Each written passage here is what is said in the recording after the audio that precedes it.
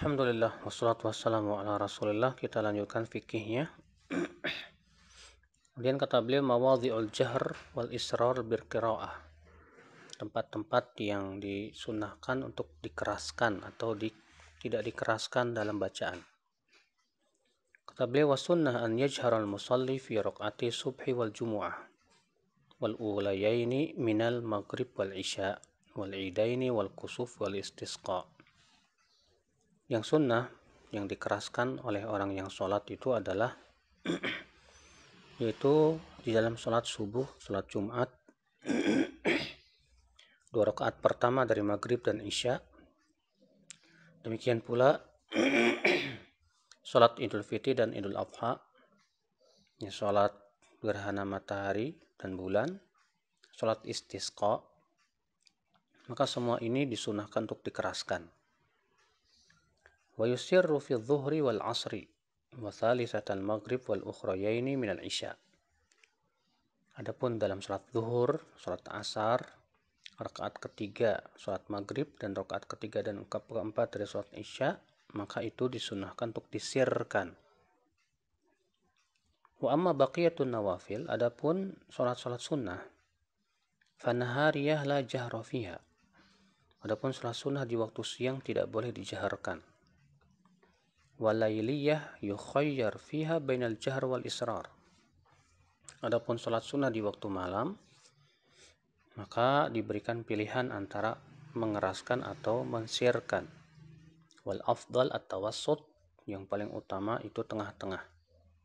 Berdasarkan hadis Qatadah bahwa Nabi sallallahu alaihi wasallam suatu malam keluar, ternyata Abu Bakar sedang sholat dan tidak mengeraskan suaranya, dan melewati Umar yang sedang sholat dalam keadaan mengeraskan suaranya.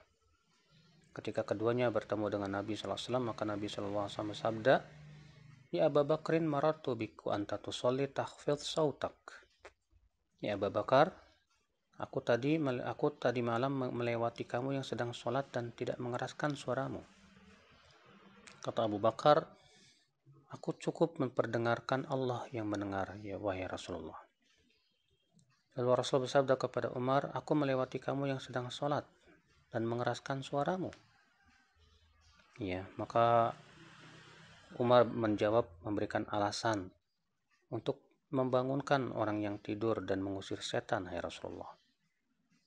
Ya, kemudian Rasulullah SAW sabda, hai Abu Bakar, angkat sedikit suaramu. Hai Umar, ya, rendahkan sedikit dari suaramu. Ini diriwayatkan oleh Imam Abu Daud, Al-Hakim dan yang lainnya. Ini menunjukkan bahwa untuk sholat malam ya disunahkan agak sedikit dikeraskan, namun tidak terlalu keras, tapi tidak juga sir. Kemudian beliau membahas ya takbiratul intiqal, takbir perpindahan. Dari Abu Hurairah ia berkata adalah Rasulullah SAW apabila berdiri untuk sholat, beliau bertakbir ketika berdiri, kemudian bertakbir ketika ruku, kemudian bertakbir, kemudian mengucapkan sami Allahu liman hamidah ketika mengangkat tulang punggungnya ya dari ruku. Kemudian beliau mengucapkan ketika sedang berdiri Rabbana lakal hamdu.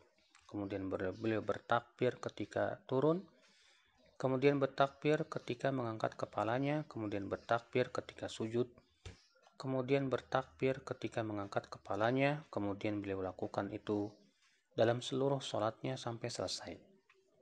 Dan beliau bertakbir ketika bangkit dari 2 rakaat setelah duduk. Dikeluarkan oleh Imam Bukhari dan Muslim. Dan Nabi bersabda, "Shallu kama ra'aitumuni usolli." Sholatlah kalian sebagaimana kalian melihat aku sholat. Ini disebut dengan takbiratul intiqal, ya takbir perpindahan. Dan takbir intiqal yang rajih itu hukumnya wajib. Ya. Dan ini adalah mazhab Imam Ahmad bin Hanbal, sebagaimana dikatakan oleh Imam An-Nawawi dalam kitab Al-Majmu'. Walaupun jumhur berpendapat bahwa itu hukumnya sunnah, akan tetapi Nabi SAW tidak pernah meninggalkannya sekalipun juga. Ya, maka yang rajih dalam masalah ini yaitu bahwa takbiratul intiqal itu hukumnya wajib. Wallahu a'lam.